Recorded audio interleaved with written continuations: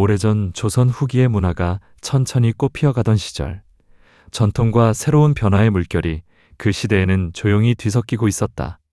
그 시대에는 선비들이 시와 글씨와 그림에 모두 능통한 이상적인 문인을 꿈꾸었고, 학문과 예술이 한데 어우러진 잔잔한 풍경이 펼쳐져 있었다. 천천히 흘러가는 나날 속에서 한 예술가는 오랜 시간 갈고 닦은 재능을 바탕으로 자신의 예술 세계를 넓혀 나갔다. 강세왕은 조선 후기의 저명한 문인 화가이자 서예가로 시와 서예, 그림에 모두 두루 뛰어나 삼절이라 불린 인물이었다. 전통 회화에 서양의 화법을 서서히 도입하여 새로운 지평을 연 선구자로서 그는 자신의 예술론을 통해 시대의 경계를 넘어서는 작품들을 남겼다. 시와 글씨와 그림을 모두 잘하는 사람을 일컫는 시서와 삼절이라는 말이 있었는데, 강세왕은 바로 그 시서와 삼절로 겸손하게 불리며 일생을 보냈다. 그의 삶은 겉으로 보기에는 조용한 선비의 일대기였으나 그 속에는 전통과 혁신, 예술에 대한 열정과 인생의 희로애락이 천천히 흐르는 강물처럼 담겨 있었다. 강세왕은 1713년 조선의 수도 한성 남산 기슭의 남소동에서 태어났다. 본관은 진주 강씨이며 아버지 강연과 어머니 광주 이씨 사이의 삼남 육녀 중 막내 아들로 태어난 그는 부모의 사랑을 듬뿍 받으며 자랐다. 그의 아버지 강연은 한때 예조 판서와 홍문관 대제학을 지낸 학식 높고 명망 높은 관료였고, 할아버지 강백년 역시 영의정에 추증된 바 있는 이름난 인물이었다. 집안의 뿌리가 깊고 학문을 중시하는 분위기 속에서 태어난 강세왕은 어려서부터 총명하고 재주가 빼어났다. 어린 시절부터 그의 재능은 남달라서 천천히 붓을 들고 글을 익혀나가더니 6살 무렵에는 이미 글을 짓기 시작했고, 8살 때는 숙종 임금의 국상이 있었을 때 글을 기리는 애도의 시를 지어 주변 어른들을 놀라게 했다. 10살이 되던 해에는 아버지 강연이 예조 판서로 있을 때 관청에 공문서 몇 글자를 대신 써주었는데, 이를 본 예조의 관리 윤순이라는 사람이 어린 강세왕의 서체와 재치에 감탄하여 칭찬을 아끼지 않았다고 전해진다.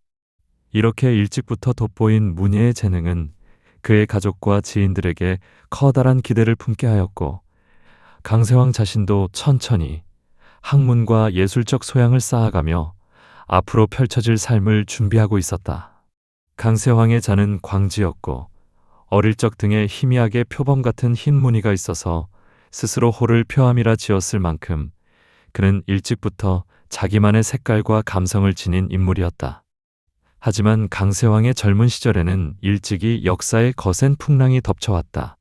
그가 10대 중반이 되던 무렵 조선 왕실의 교책이었던 1720년대에 정치적 혼란이 일어나 그의 집안도 그 소용돌이에 말려들었다. 1724년 경종이 승하하고 영조가 즉위하자 이를 탐탁지 않게 여기던 일부 세력이 이인좌의 난이라는 반란을 일으켰다. 오래전부터 조선 사회에 깊이 뿌리 박혀온 당파 싸움의 한 발로 밀풍군 이탄을 새 왕으로 옹립하려 한 이 반란은 빠르게 진압되었지만 그 여파는 여러 사람들에게 상처를 남겼다.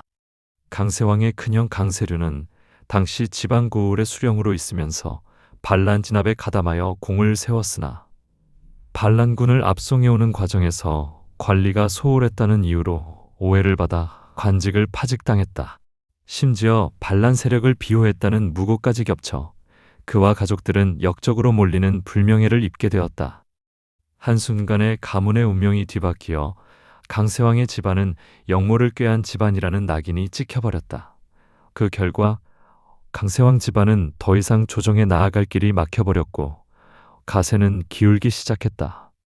훗날 밝혀진 바로는 강세륜이 억울하게도 반역자 중 한 명과 이름이 같았을 뿐임이 드러나 그의 누명은 벗겨졌다고 한다. 그러나 그때는 이미 때가 늦어 강세왕을 비롯한 가족들은 오랜 세월 동안 죄인의 후손이라는 그늘에서 벗어나기 어려웠다.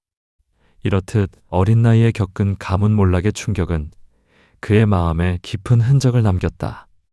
한때 밝은 미래가 약속된 듯 했던 청년 강세왕의 앞날은 갑작스러운 풍파로 인해 어두워졌고, 그는 일찍부터 세상의 무상함을 깨달으며 묵묵히 현실을 받아들여야 했다.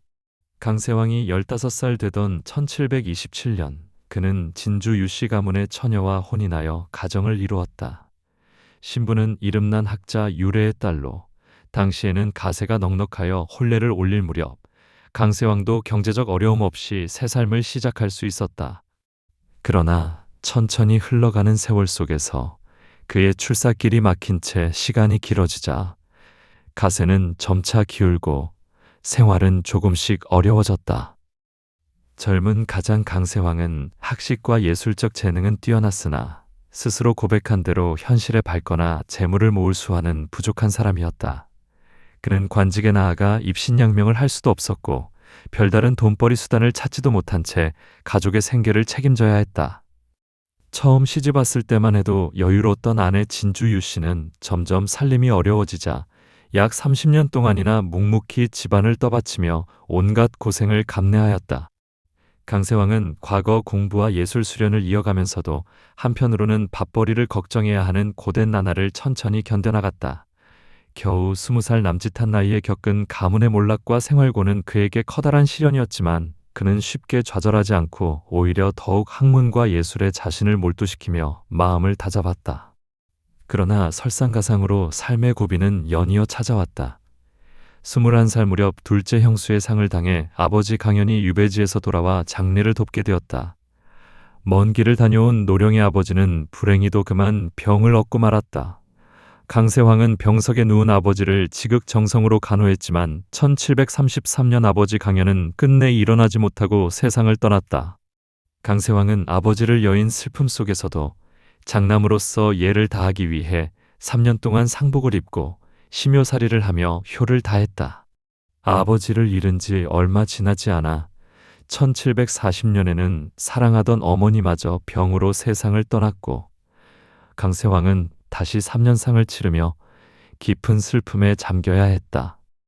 이어서 가정 형편이 극도로 악화된 가운데 영양 부족과 질병으로 어린 자녀들까지 차례로 잃는 아픔을 겪었다. 빠듯한 살림살이에 제때 치료하지 못한 탓에 갓 태어난 아이들이 잇따라 세상을 뜬 것이다. 짧은 시간에 부모와 자식까지 떠나보낸 강세왕의 가슴에는 이루 말할 수 없는 상실감과 비애가 밀려들었다. 그러나 그는 비탄에만 잠겨있지 않고 묵묵히 자신의 길을 이어나갔다. 슬픔이 클수록 그는 더욱 붓을 붙들고 학문과 예술을 벗삼아 마음을 달래고자 했다. 강세왕은 천천히 붓글씨를 써내려가고 시를 읊으며 고통을 사겼고 산소화를 그리며 자연 속에서 위안을 찾았다. 오랜 세월 다듬어온 예술의 힘이 그에게 삶의 버팀목이 되어준 셈이었다.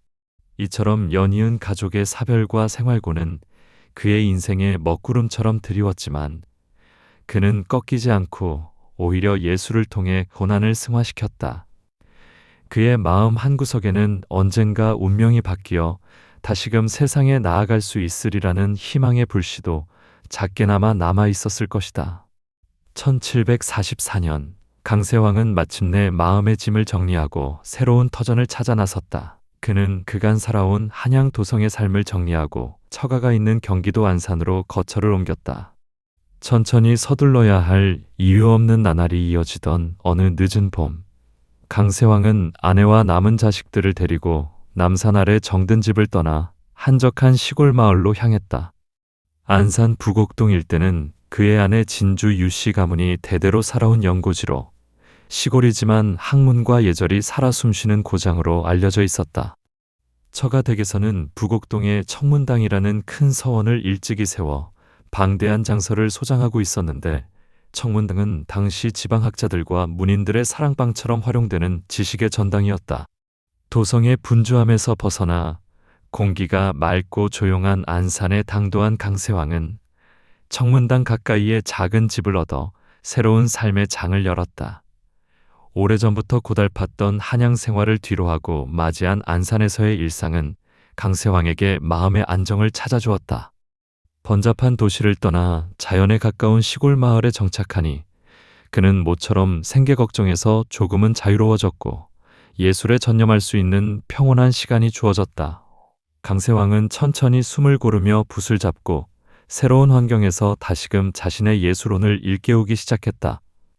안산에서 보낸 약 30년은 강세왕 예술 세계의 황금기였다. 조용하고 한가로운 시골에서 그는 오랜 세월 쌓아온 학문과 예술적 재능을 마음껏 펼칠 수 있었다. 청문당에 소장된 동서고금의 책들은 강세왕의 지적 호기심을 자극했고, 그는 날마다 그곳에 들러 책장을 넘기며 견문을 넓혔다. 고요한 새벽부터 늦은 밤까지 청문당 서고에 앉아 천천히 책을 읽는 그의 모습은 더없이 행복해 보였다. 선현들의 경전이며 신문집은 물론이고 중국에서 건너온 최신 학문서와 화보까지 닥치는 대로 섭렵하는 가운데 그는 폭넓은 지식을 흡수하였다. 특히 청문당에는 성호 이익을 비롯한 실학자들이 남긴 저술과 자료들이 전해 내려오고 있었고, 그 중에는 서양에서 들여온 천문학 지리학 서적과 서양인들이 그린 사파가 실린 책들도 포함되어 있었다. 강세왕은 이러한 새로운 세계에 큰 흥미를 느꼈다. 그는 천천히 한문으로 번역된 서양의 과학 서적을 들여다보며 유럽 사람들이 세상을 이해하는 방식과 예술을 표현하는 방법에 눈떠갔다. 그러면서 자연스레 서양화 기법에 대한 관심도 깊어졌다. 책 속의 사파를 통해 엿본 서양 화가들의 그림은 기존의 동양화와 사뭇 달랐다. 원근법을 사용하여 화면에 깊이를 더하고 사물에 명암을 입혀 입체감을 살려내는 모습은 그에게 신선한 충격이었다. 조선의 전통 회화에서 중시되는 먹의 농담과 여백의 미와는 다른 현실 세계를 사실적으로 담아내는 표현 기법은 그의 호기심을 자극하기에 충분했다. 강세왕은 익숙한 전통 화론을 바탕으로 동양의 미감을 이해하고 있었지만, 동시에 새롭게 접한 서양의 화법 또한 천천히 자기 것으로 받아들이며 두 가지를 아우르는 폭넓은 시야를 갖추게 되었다. 안산에서의 생활은 강세왕에게 예술적 영감을 풍부히 제공해 주었다. 주변에 학문을 닦는 이들이 많아 강세왕 역시 학문 수양에 더욱 매진할 수 있었다. 또한 이곳에서 그는 지역의 인문 모임과 예술 교류에 활발히 참여하며 같은 뜻을 지닌 이들과 교류하였다. 인근 마을에는 강세왕의 처남인 유경종과 유경용 형제를 비롯하여 남인 계열의 학자와 문인들이 모여 있었는데, 그들은 청문당을 중심으로 함께 공부하고 시를 짓거나 서화를 감상하며 심성을 수양하고 있었다. 강세왕은 이들과 자주 만나 담소를 나누고 작품을 주고받으며 서로에게 자극과 영감을 주었다. 조용한 시골 마을의 낮에는 그는 집에서 그림을 그리고 서예 연습을 했으며, 절기 되면 청문당이나 이웃집 정자에 모여 차를 마시고 시흥을 즐겼다. 달빛 어린 정원에서 풍류를 즐기는 모임 속에 강세왕이 중심에 서 있곤 했다. 처남 유경종은 강세왕과 매우 가까운 사이였다. 나이도 비슷하고 학문적 관심사도 통했기 때문에 두 사람은 형제처럼 지냈다. 유경종은 글과 그림의 조예가 깊어 강세왕과 서로 작품을 평해주며 성장해 나갔다. 강세왕의 아내가 세상을 떠난 뒤에는 강세왕의 아이들을 물심양면으로 돌봐주기도 하는 등 유경종은 생활면에서나 예술면에서나 강세왕에게 큰 의지가 되어준 사람이었다. 두 사람이 오랜 벗들과 함께 안산에서 한가로운 여름날을 보내는 장면을 담은 현정 승집도라는 그림도 남아있다. 이 그림 속에서 강세왕은 넓은 뜰에 멍석을 깔아놓고 앉아 검은고 소리를 들으며 잔을 기울이고 있는데, 곁에는 지인들이 삼삼오오 모여 앉아 시를 지으며 한가로운 오후를 만끽하고 있다. 대나무에 둘러싸인 정자에서 서늘한 바람이 불어오고 먼 산 봉우리가 아스라이 보이는 배경 속에 강세왕과 벗들은 속세의 근심을 잊은 듯 담소를 나누고 있다. 이러한 풍류 자리에서 강세왕은 세상사에 지친 마음을 달래고 예술적 정취를 나누었을 것이다. 가까운 사람들이 남긴 기록에 따르면 만년에 접어든 강세왕은 뜰에서 아이들과 논일 때 마치 학이 내려앉은 모습처럼 태평하고 여유로워 보였다고 한다. 그 모습에서는 늦게 찾아온 한가한 인생의 즐거움을 음미하는 그의 평온한 내면이 잔잔히 풍겨나왔다. 강세왕은 안산에서 후학들을 가르치는 일에도 힘썼다. 그의 눈에는 남들보다 예술적 재능이 뛰어난 사람이 금방 들어왔고, 그러한 이들에게 그는 아낌없이 조언을 주곤 했다. 특히 훗날 조선 회화사에 큰 족적을 남긴 한 아이와의 만남은 유명하다. 강세왕이 안산에 정착한 지 얼마 지나지 않은 어느 날, 그는 고을의 한 관리가 데려온 9살 남짓한 어린 소년을 만났다. 소년은 그림 그리기를 좋아하고 재주가 비범하여 누군가 제대로 가르쳐준다면 크게 될 아이라는 말을 들었다. 강세왕은 소년을 물끄러미 살펴보았다. 아이의 맑은 눈망울 속에는 예술에 대한 호기심과 열정이 반짝이고 있었다. 강세왕은 천천히 미소 지으며 붓을 들어 먹물에 적시고 종이에 간단한 나뭇잎 하나를 그려 보였다. 그러고는 아이의 손에 붓을 쥐어주고 부드럽게 손목을 잡아 움직이게 하면서 어떻게 선을 그으면 되는지를 차근차근 알려주었다. 소녀는 숨죽이며 스승의 시범을 따라했고 이윽고 종이 위에 서투르지만 생기 있는 인맥이 그려졌다. 이 작은 가르침이 그 아이의 마음에 불을 지폈다. 이 재능 있는 어린이는 바로 김홍도였다. 강세왕은 김홍도가 어린 시절부터 각별히 눈여겨보며 그림의 기초를 하나하나 전수해 주었다. 김홍도는 강세왕의 문화에서 남종문 인화의 정신과 묵묵한 화풍을 배웠고 스승이 시도하는 새로운 기법들도 자연스레 접하게 되었다. 때로는 강세왕의 집 사랑채에 김홍도가 찾아와 앉으면 스승은 천천히 붓을 들어 산봉우리와 계곡을 그려 보였고 제자는 눈을 반짝이며 그걸 똑같이 따라 그리려 애썼다. 강세왕은 어린 제자의 등을 토닥이며 격려했고 김홍도는 스승의 기대에 부응하고자 밤을 새워 연습하기도 하였다.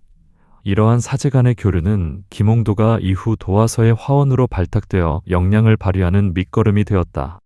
훗날 김홍도는 특유의 자유분방한 화풍과 생생한 풍속화로 시대를 대표하는 거장이 되었는데 그 근간에는 어려서 강세왕에게 배운 예술적 소양과 열린 시각이 크게 자리 잡고 있었다. 강세왕은 김홍도를 제자로 키웠을 뿐만 아니라 그를 진심으로 아끼고 친구처럼 대했다. 두 사람이 함께 조정의 그림 업무를 볼 때에는 사제라기보다 서로를 알아주는 벗처럼 지냈다고 한다. 강세왕은 김홍도를 두고 천부적인 재능을 타고나 모든 화풍을 자유자재로 펼칠 수 있는 천재라며 극찬했고 김홍도 역시 강세왕을 평생 스승이자 마음을 통하는 선배로 우러러보았다. 이렇듯 안산에서 강세왕은 자기 예술 세계를 가꾸는 한편 다음 세대의 예술가에게 자신의 지식을 전수하며 그들의 성장을 도왔다. 강세왕의 교류는 김홍도 외에도 당대의 여러 예술가와 학자들에게 미쳤다. 그는 그림의 뛰어난 심사정과도 친밀하게 지내며 서로의 작품에 참평을 써주고 함께 그림을 제작하기도 했다. 심사정이 그린 묵죽도를 본 강세왕은 실제 대나무와 분간하기 어려울 정도로 생동감 있다며 크게 칭찬했고 자신의 의견을 글로 남겼다. 또한 강세왕은 한때 절친했던 화가 허필과는 개성 일대를 함께 여행하며 풍광을 그리고 시를 지었는데 두 사람은 한 부채에 반씩 그림을 나누어 그리는 등 돈독한 예술적 우정을 나누었다. 허필은 강세왕의 그림에 평찬을 남긴 유일한 인물로 그의 안목으로 본 강세왕의 화풍을 기록해 두었다. 이처럼 강세왕은 주변 화가들과 깊이 교류하며 서로에게 배우고 가르쳐주는 생산적인 관계를 유지했다. 학문적으로도 그는 대학자 이익, 시인 신광수, 실학자 안정보, 서예가 백하 윤순 등 다양한 인물들과 서신을 주고받고 만남을 이어갔다. 이러한 교류 속에서 강세왕의 예술 세계는 더욱 풍부해지고 심화되었다. 친구들과 담론을 나누며 얻는 깨달음은 붓끝에 스며들어 작품의 깊이를 더했고 후배들의 신선한 작품에서 받는 자극은 그에게 새로운 도전을 꿈꾸게 했다. 이따금 그는 한적한 산사를 벗들과 찾아가 사흘이고 나흘이고 머물며 그림을 그리고 시를 읊었다.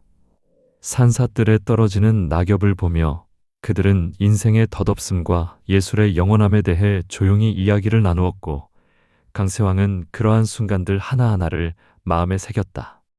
안산에서 세월이 천천히 흐르는 동안 강세왕은 여러 지역을 직접 답사하고 그 풍경을 그림으로 남기는 새로운 시도를 하였다. 조선 후기의 예술계에는 우리의 실제 자연을 있는 그대로 화폭에 담아내는 진경산수화의 흐름이 일고 있었는데 강세왕은 이 운동의 중심에 서 있었다. 그는 일찍이 중국의 남종문 인화풍 그림책들을 보고 화풍을 연마하였지만 거기에 멈추지 않고 직접 산천을 답사하여 눈으로 본 경치를 그리는데 심혈을 기울였다. 1757년 강세왕은 절친한 벗 오수채가 개성부사로 나가게 되자 그의 초청을 받아 개성, 즉 옛 고려의 수도 송도를 유람하였다. 천천히 걷거나 말을 타고 개성 부근의 명승고적을 두루 둘러보며 그는 수묵담첼로 그 절경을 화폭에 담아내었다. 산과 계곡, 고찰과 누각이 조화롭게 어우러진 개성의 풍광을 하나하나 그림으로 옮겨 여러 폭의 그림을 엮은 화첩을 만들었는데 이것이 유명한 송도 기행첩이다. 송도 기행첩의 그림들에는 강세왕의 예술적 역량과 새로운 시도가 고스란히 녹아있다.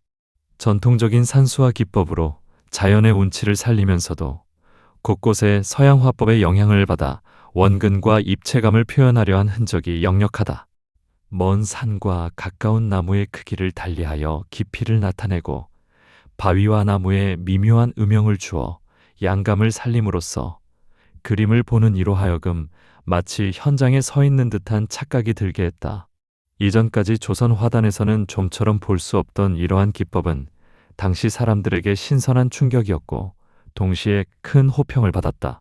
그림을 자세히 보면 산봉우리마다 짙고 옅은 먹빛의 차이를 주어 겹겹 산이 멀어지는 느낌을 표현했고 강가의 나무와 인물의 그림자에는 옅은 색채를 입혀 햇빛과 그늘의 조화를 담아냈다. 강세왕은 이렇게 전통 화풍과 더불어 서양화의 기법을 조화롭게 구사하여 자신만의 독창적인 진경산 수화를 완성하였다. 송도 기행첩은 조선 후기 진경산 수화의 걸작 중 하나로 꼽히며 강세왕이 개척한 새로운 화풍의 정수를 보여준다.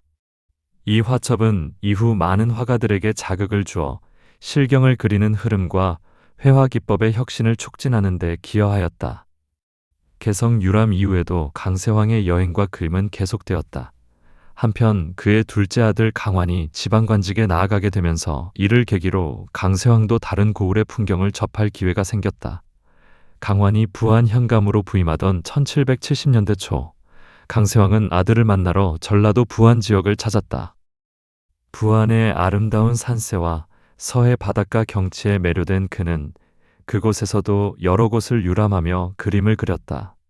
특히 부안 변산의 우금바위라는 유명한 절경을 화폭에 옮겼는데 바로 우금암도라는 작품이다. 1771년에 그린 우금암도에는 깎아지른 해안 절벽과 바다 풍경이 담겨 있는데 그는 먼 바다로 갈수록 옅어지는 색감과 부드러운 선으로 바다의 아득함을 표현했다. 또한 가까운 암벽에는 바닷바람에 굴곡진 바위의 질감을 섬세히 묘사하여 화면에 생동감을 불어넣었다. 이 그림에서도 역시 서양식 원근법과 음영 표현이 엿보여 강세왕이 꾸준히 새로운 기법을 자신의 화풍에 녹여내고 있음을 보여준다. 이후 아들 강환이 강원도 회양부사로 부임했을 때는 금강산을 유람하는 기회를 얻었다. 강세왕은 노년에 접어든 1788년 오랜 소원 중 하나였던 금강산 유람을 하며 그 웅대한 산세와 비경을 직접 눈에 담았다. 그리고 돌아와 풍악장 유첩이라는 화첩을 만들었는데 여기에는 금강산 곳곳에 신비로운 풍광이 펼쳐져 있다. 풍악장 유첩의 그림들에는 노대가의 원숙한 필치와 함께 마지막까지 새로운 것을 추구하는 열정이 어려 있다. 안개에 휩싸인 봉우리들을 표현하기 위해 옅은 먹을 여러 번 겹쳐 바르는 수법을 쓰고 기암괴석의 그림자를 표현하기 위해 섬세한 명암을 넣는 등 한층 깊어진 예술 세계를 보여주었다. 강세왕은 산수화뿐만 아니라 다양한 장르의 그림에 두루 뛰어났다. 그는 꽃과 새를 그리는 화조화, 인물의 초상화 선비들이 거닐며 풍류를 즐기는 생활 그림 등 여러 분야의 관심을 가지고 작품을 남겼다. 특히 말년에는 매화, 난초, 국화, 대나무를 그리는 사군자에 애정을 쏟았다. 흰 눈 속에 핀 매화가지를 먹선 몇 획으로 간결하지만 기품 있게 그려냄으로써 높은 절개를 표현하고 휘어진 난 잎과 가느다란 난초 잎사귀를 유려한 곡선으로 묘사하여 은은한 향기가 풍겨나오는 듯한 난초 그림을 그렸다. 국화 그림에서는 가을의 서정을 담기 위해 인맥 하나도 소홀히 하지 않고 세심하게 그렸고, 대나무 그림에서는 붓을 힘차게 놀려 마디마다 굳센 기상을 느낄 수 있게 표현하였다.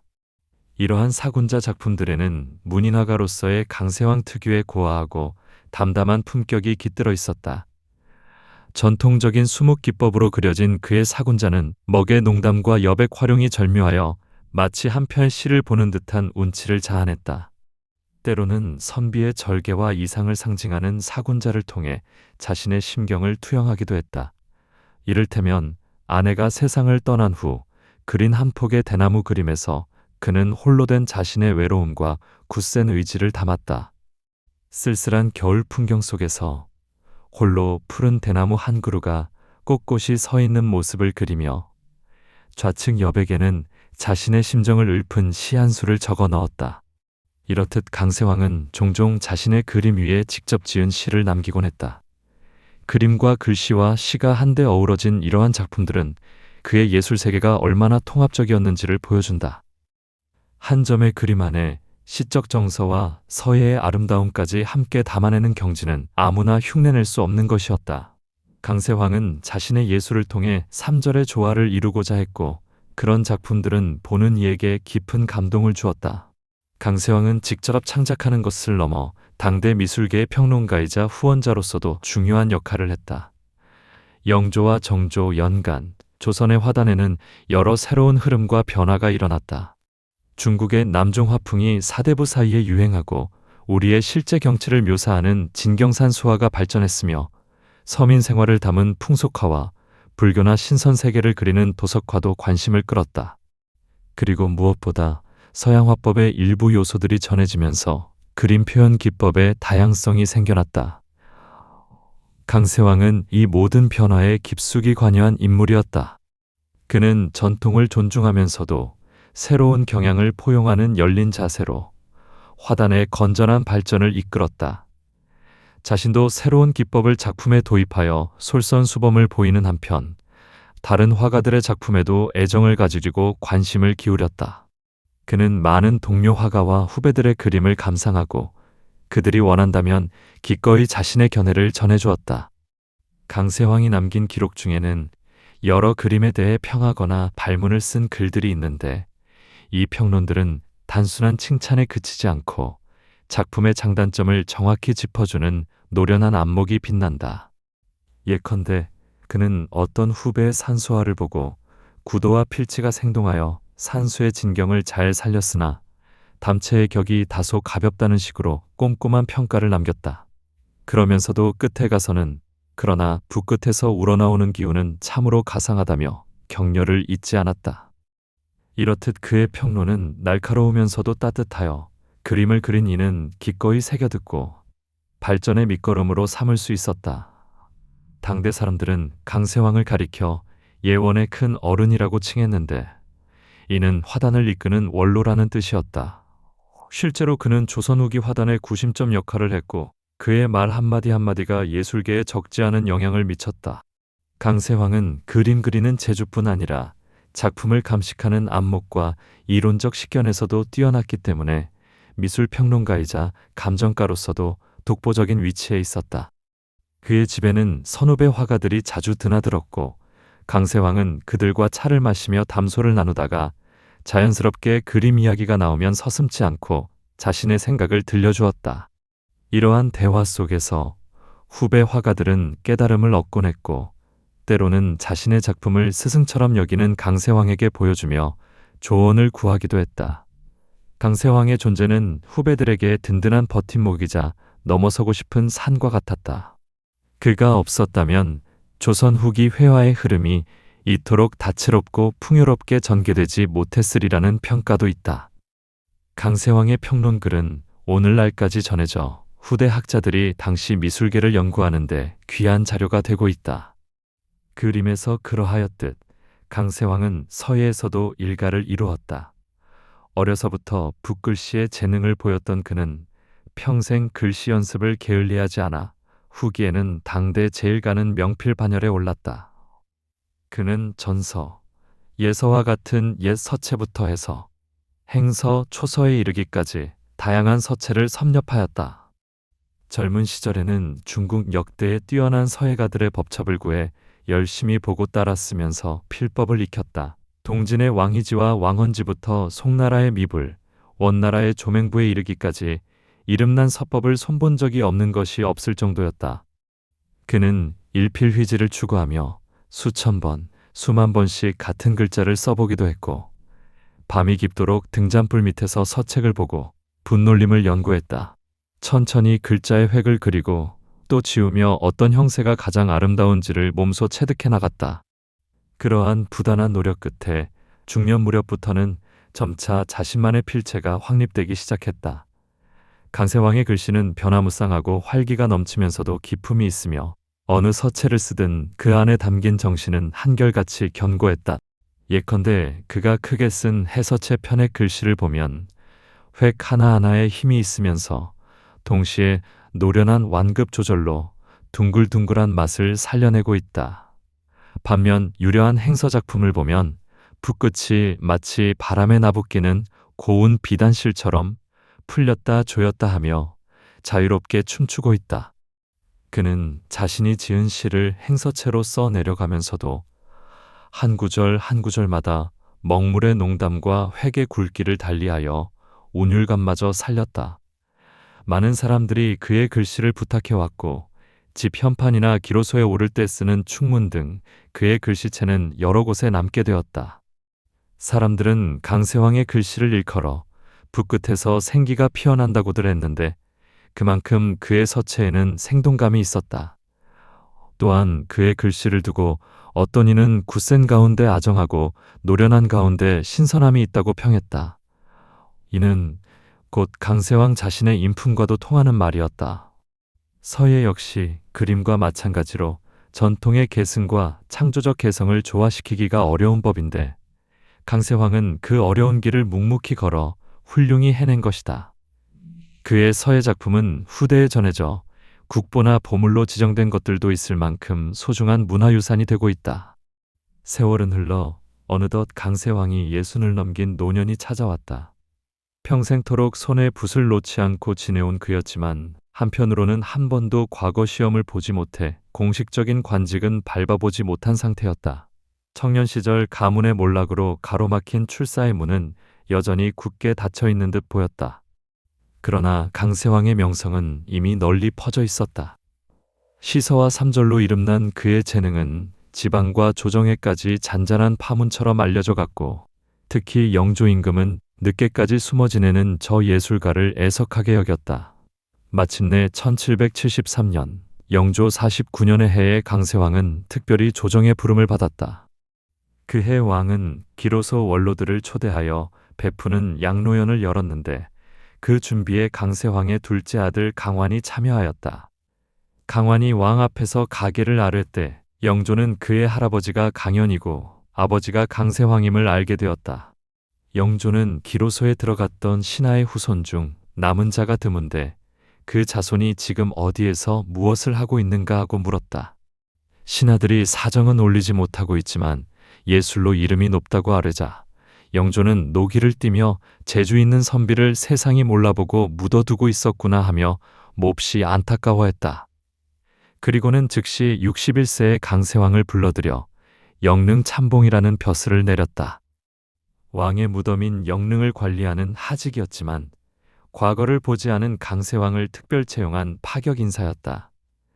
천천히 찾아온 관직의 기회에 주위에서는 모두 기뻐했으나 정작 강세왕은 몸이 편치 않다는 이유로 몇 달 만에 사직하고 말았다. 오랜 야인 생활에 몸이 자유로워져 있어서인지 관직에 나서는 것이 썩 내키지 않았던 듯하다. 그러나 이듬해 영조가 다시 사포서 별제벼슬을 제수하며 불렀을 때는 더 이상 사양하지 않고 조정에 나아갔다. 이후 그는 상의주부, 한성부 판관 등 연이어 벼슬길에 올라 항아리에서 뚜껑을 연 듯이 숨은 경륜을 펼치기 시작했다. 1776년 강세왕은 64세의 나이에 오랜 수건이던 과거 시험에 도전하게 되었다. 영조는 데비마마의 환갑을 기념하여 나이 60세 이상의 원로들을 대상으로 특별히 기록과라는 과거를 시행하였다. 나이가 많아서 과거와 인연을 맺지 못한 대신들에게도 기회를 준 것인데 강세왕은 이 시험에서 당당히 갑과 1등으로 급제하였다. 늦깎이 과거 급제 소식에 조정은 큰 화제가 되었다. 영조는 노령의 급제자를 치하하며 강세왕을 동부승지로 발탁했다. 30대, 40대 젊은 관리들 사이에서 머리 희끗한 강세왕이 당당히 승지 직책에 오른 것이다. 그러나 그 나이나 경력에도 불구하고 그는 조금도 주눅들지 않고 업무를 척척 해냈다. 젊은 시절부터 익힌 폭넓은 학식과 세상사에 대한 지혜, 그리고 세월이 준 여유가 더해져 그의 판단과 처신은 빈틈이 없었다. 영조가 승하하고 정조가 즉위한 뒤에도 강세황의 관직 생활은 순탄히 이어졌다. 그는 정조 시대에 병조 참의, 호조 참판, 도총관 등 요직을 두루 거쳤다. 특히 1783년에 그는 71세로 기로소의 회원이 되었다. 조선의 기로소는 70세 이상의 원로 대신이 들어가는 명예기관으로 강세왕은 드디어 그 반열에 오르게 되었다. 놀라운 것은 그의 가문에서 할아버지 강백년, 아버지 강연에 이어 강세왕까지 3대가 모두 기로소에 입성한 것이었다. 이는 조선 역사상 찾아보기 힘든 경사였고 사람들은 강씨 집안을 장수와 영화가 함께한 가문이라며 부러워했다. 실제로 정조는 강세왕을 기로소에 들이기 위해 그의 지위를 특별히 한 단계 올리기까지 했다. 당시 강세왕은 부총관 벼슬이었는데 기로소는 정승급 원로가 아니면 들 수 없는 곳이었다. 정조는 실록을 살펴보더니 전래에 강세왕의 할아버지 강백년도 특별 승진시켜 입소시킨 바가 있다며 강세왕 역시 예를 갖춰 도총관으로 승진시킨 후 기로소에 들게 하였다. 이렇듯 왕의 배려 속에 그는 만년에 이르러 가문과 함께 새로운 영예를 누렸다. 세월이 한참 지나 남들 같으면 일선에서 물러날 나이에 오히려 벼슬길에 올라 탄탄대로를 걷는 모습은 주위 사람들에게 늦었다고 생각할 때 아직 늦지 않았다는 격언을 떠올리게 했다. 강세왕의 예는 뒤늦게라도 역량 있는 인재를 등용하면 국익에 도움이 된다는 사실을 몸소 보여준 사례였다. 과연 그는 노년에 들어 조정에 출사하여 젊은 시절 못지않은 열정과 능력을 발휘함으로써 자신의 존재 가치를 증명해 보였다. 관직에 오른 이후에도 강세왕은 글과 그림을 놓지 않았다. 오히려 조정 내에서 맡게 된 일들 중에는 그의 예술적 재능을 펼칠 기회가 적지 않았다. 정조 임금은 강세왕의 이름과 재주를 일찍부터 들어 알고 있었다. 정조 연간에 왕의 초상화를 새로 그리는 사업이 추진되었는데 조정 대신들은 예술적 안목과 지도력을 두루 갖춘 인물로 강세왕을 추천했다. 정조는 흔쾌히 받아들여 강세왕에게 어진 제작을 총괄하도록 지시했다. 그림을 그리고 감식하는 데 뛰어난 그가 이 일을 맡게 된 것은 지극히 자연스러운 일이었다. 강세왕은 당시 도화서의 제자 김홍도 등 쟁쟁한 화원들과 협력하여 임금의 용안을 현실감 있게 화폭에 담는 대사업을 성공적으로 완수했다. 이 과정에서 그는 수십 년 갈고 닦은 자신의 화법을 아낌없이 발휘했고 후배 화가들에게도 자신의 경험을 전하여 완성도를 높였다. 어진을 그리는 일에 열중하면서도 그는 업무 외 시간이 나면 여전히 시문을 즐기고 서화를 놓지 않았다. 1784년 정조 8년, 강세왕은 생애에서 빼놓을 수 없는 특별한 경험을 하게 된다. 바로 청나라의 연경으로 사절로 다녀온 것이다. 이때 그는 72세의 노령이었는데도 불구하고 조선의 외교 사절단 중 부사로 임명되어 먼 길을 떠났다. 그가 선발된 데에는 이유가 있었다. 청나라의 건융제 황제가 재위 50년을 맞아 천수연이라는 대연회를 열겠다고 알리며 각국에서 오는 사신을 60세 이상의 장수한 인물들로 보내달라고 요청하였다. 정조는 나이 많고 학식과 예술에 조예 있는 인물로 강세왕만한 적임자가 없다고 판단하여 그를 발탁한 것이었다. 오랫동안 조선 땅에서만 지내던 강세왕에게 황혼기에 찾아온 이 연행은 설레면서도 큰 책임감이 따르는 일이었다. 그는 말 그대로 조선 예술계의 어른으로서 타국의 땅에 서게 된 셈이었고 마음속에 나라의 자부심을 지니고 길을 떠났다. 봄바람이 불던 어느 날 한양을 떠나 압록강을 건너는 행렬에 강세왕이 몸담았다. 한양에서 북경까지 이어지는 수천 리 길을 그는 천천히 감회에 젖어 지나갔다. 길가의 산천 경계를 눈에 담으며 저 멀리 북방에는 어떤 하늘과 땅이 펼쳐질지 궁금해했다. 마침내 대국의 수도 북경에 도착한 그는 거대한 황성의 규모와 번화함에 놀랐다. 그러나 곧 마음을 가라앉히고 사신으로서 임무를 수행하는 데 집중했다. 강세왕은 청조정의 대신들과 문인들 앞에서 시를 짓고 글씨를 보여주며 교류하였고, 틈틈이 중국 화가들의 작품과 수집된 서양화도 견문에 담았다. 연경에서 열린 천수연 잔칫날, 각국에서 온 백발의 사신들이 모인 가운데 강세왕도 참석했다. 건륭제는 백발로인 사신들을 보기 드물게 여겨 일일이 말을 건넸는데 강세왕에게도 관심을 보였다. 강세왕은 연회 중에 즉석에서 시를 짓는 재담을 펼쳐 보였고, 노년에 바쳐진 그의 유려한 시구에 좌중은 찬탄을 보냈다. 또한 연회 이후에 조선 사신단이 중국 문인들과 교류하는 자리에서 그는 준비해간 글씨와 그림을 꺼내 보이며 예술적 실력을 선보였다. 그의 노련한 서체와 산수화에 현지의 문인과 관리들은 감탄을 금치 못했다. 심지어 강세왕의 소문이 황실에까지 전해져 건륭제는 강세왕이 한양에서 가져온 작품들을 살펴보게 되었다. 전해지는 일화에 따르면 건륭제는 강세왕의 능숙한 서예 작품과 산수화첩을 본 뒤 과연 조선에 이런 인물이 있었는가 하고 놀라워했다고 한다. 현지의 한 학자는 강세왕을 가리켜 극찬을 아끼지 않았다. 그에 따르면 강세왕의 글은 당나라 한유와 같고, 글씨는 진나라 왕이지와 같으며, 그림은 동진의 고개지와 같고, 사람됨은 당나라 시인 두목과 같다는 것이었다. 이 말은 중국 역사 속 서로 다른 시대를 대표하는 시가, 서예가, 화가, 문인을 하나로 합친 듯한 인물이 강세왕이라는 뜻이었다. 그만큼 그의 시와 서예, 그림 실력, 그리고 인품이 모두 출중했음을 표현한 최고의 찬사였다. 이 평가를 들은 사람들은 모두 고개를 끄덕이며 감탄했다. 강세왕은 조선에서도 삼절로 불렸지만 타국에 가서까지 그런 인정을 받으니 그의 예술로는 국경을 넘어 빛난 셈이었다. 북경 체류 동안 강세왕은 여러 청나라 문사들과 시문을 주고받았다. 서로의 작품을 선물하며 우정을 쌓기도 했다. 조선이 배출한 노대가의 풍모에 감복한 청문인들은 그와 헤어지기 아쉬워했으며, 몇몇은 그의 글씨와 그림을 간직하고자 청하기도 했다. 강세왕은 밤을 새워 몇 폭의 그림을 그리고 붓글씨 작품을 써서 그들에게 주었다. 그것은 단순한 외교적 예물이 아니라 예술가들 사이의 교류와 존경의 표시였다.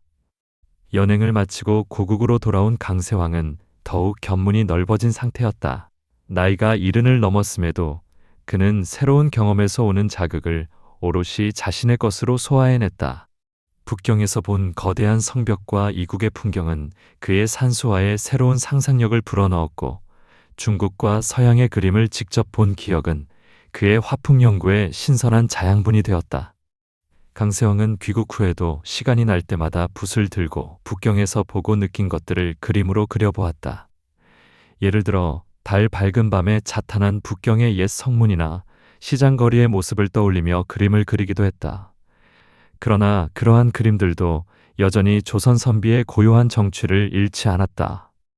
그는 서양화의 밝은 채색 기법에도 관심을 보였지만 직접 그림에 사용할 때에는 은은한 담첼로만 활용하여 자신의 회화에 조화롭게 녹여냈다. 1780년대 후반에 이르러 강세왕은 팔순을 바라보는 나이가 되었지만 예술에 대한 열정만큼은 조금도 식지 않았다. 80 가까운 원로였지만 마음은 청년처럼 호기심으로 가득했고, 붓끝에는 여전히 생기가 돌았다. 다만 노년에 접어들면서 그의 필치는 약간의 변화를 보였다. 오랜 세월에 걸친 숙련과 풍부해진 경험이 그의 작품에 깊이를 더해주었음은 물론이다. 가령 젊은 시절의 글씨가 날렵한 기세로 힘차게 뻗어나갔다면 만년의 글씨는 더욱 부드럽고 원숙해져 있었다. 그러나 그 부드러움 속에도 힘은 응축되어 있어 보는 이는 결코 노쇠함을 느끼지 못했다. 그림에서도 마찬가지였다. 말년의 강세왕은 마치 자유자재로 붓을 다루며 제약 없는 경지를 보여주었다. 산수화의 구성은 보다 대담해졌고 채색의 사용도 다소 늘어 한결 풍요로운 느낌을 주었다. 그렇지만 전통을 벗어나지 않는 균형 감각을 끝까지 견지하여 그의 말년 작품들은 새로움과 고전미가 조화를 이루고 있었다. 주변의 사람들은 노화가의 그러한 열정과 실력에 존경을 금치 못했다. 실제로 정조 임금은 종종 강세황에게 그림과 글씨를 하사받아 감상했고 그의 충정을 치하했다. 정조는 또 한편으로 강세황에게 당부하기도 했다고 전해진다. 경은 부디 몸을 아껴 오래오래 우리 곁에 있도록 하라는 것이었다. 그만큼 강세황은 시대의 보배와 같은 존재로 인식되었다.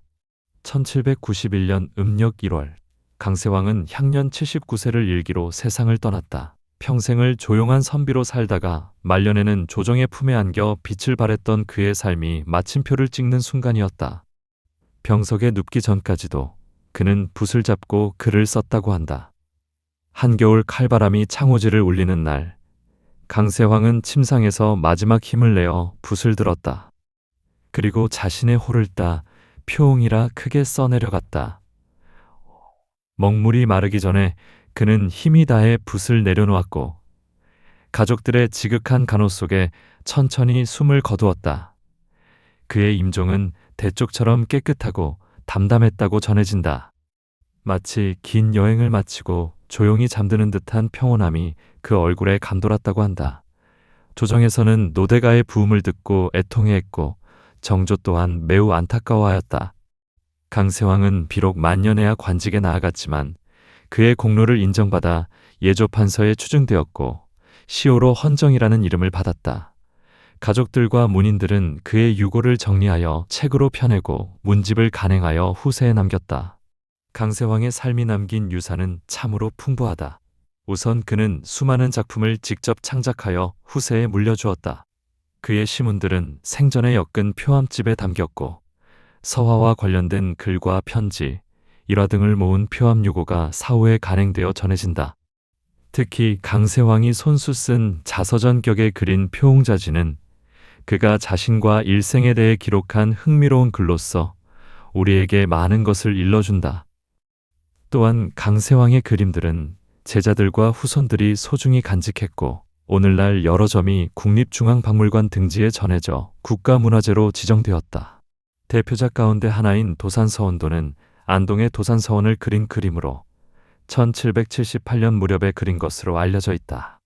울창한 소나무 숲 사이 자리 잡은 서원의 고즈넉한 풍경을 담담한 색채와 섬세한 필지로 묘사한 이 작품은 강세황의 진경산 소화 능력을 보여주는 걸작이다.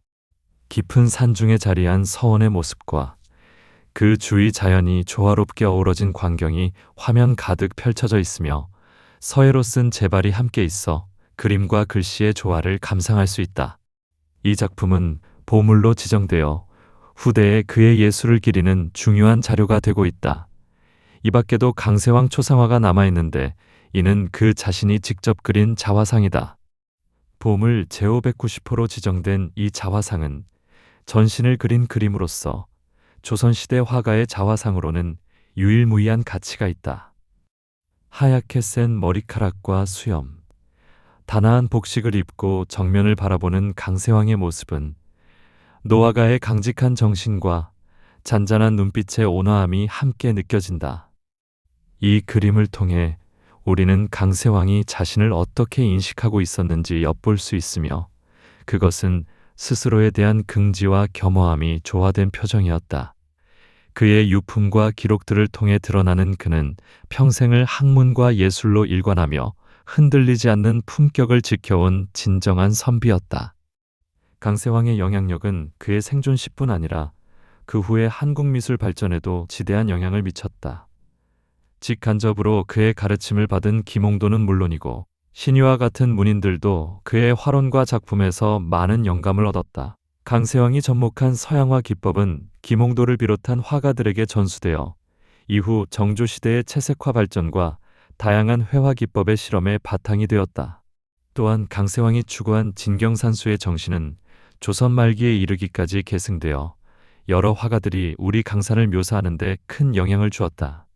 그의 서예는 훗날 유려한 품격의 추사 김정희 등에게도 간접적인 영향을 끼쳤다. 강세왕이 김정희보다 한 세대 전의 인물이었지만 그의 삼절에 대한 명성과 작품들은 후대 예술가들의 귀감이 되었다. 조선 후기라는 문화 르네상스기 속에서 강세왕은 전통을 바탕으로 끊임없이 혁신하고 후진을 양성하여 예술의 맥을 이었다. 그의 태도는 늘 잔잔하고 겸손했으며 세상 영예에 연연하지 않고 묵묵히 자신이 옳다고 여긴 길을 걸어갔다. 그러면서도 때가 오면 빛을 발하여 단숨에 사람들을 놀라게 할 줄도 알았다. 이러한 그의 인생은 마치 평탄한 강물 위에 어느 순간 거센 물결을 일으키고 다시 평온을 되찾는 모습과도 같다.